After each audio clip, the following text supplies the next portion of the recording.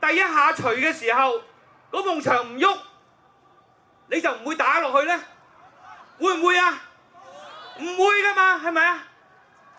佢唔喐，但係其實佢嘅根基已經動搖咗，裏邊已經有裂痕。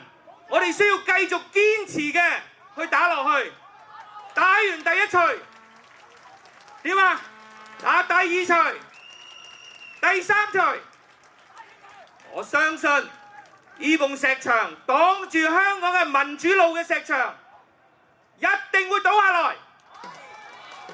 行動，因為能夠改變。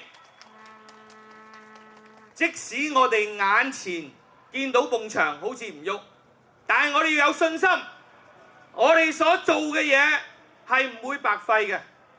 學生今日嘅罷課，佢帶嚟嘅公民覺醒已經喺所有學校嗰度見得到，包括喺中學裏邊。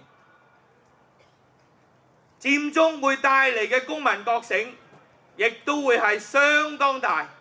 我相信喺0371之後，佔中會係另一次民主運動嘅分水嶺。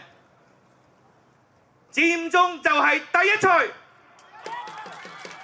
我哋繼續打落去，佢一定要倒下。我哋做嘢仲有另一個原因嘅，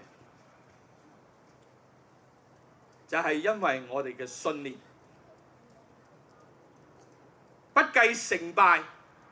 若果呢個係我哋嘅信念嘅時候，我哋就做。民主係咪我哋嘅信念啊？我哋要唔要堅持民主啊？我哋願唔願意為民主付出啊？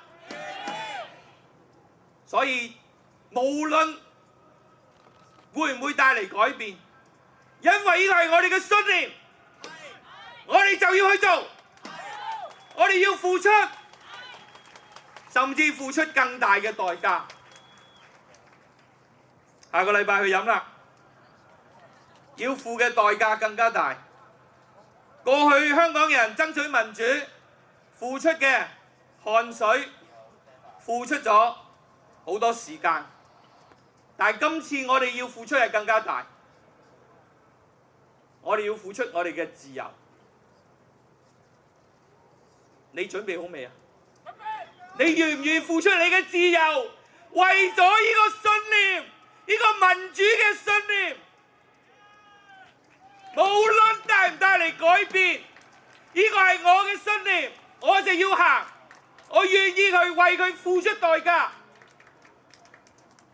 希望大家都一樣去諗一諗，你要唔要民主？你願唔願意付出代價？你付出幾大嘅代價？自由，你願唔願意付出？自由，你願唔願意付出？若果你係願意付出嘅，下個禮拜見大家，中華見。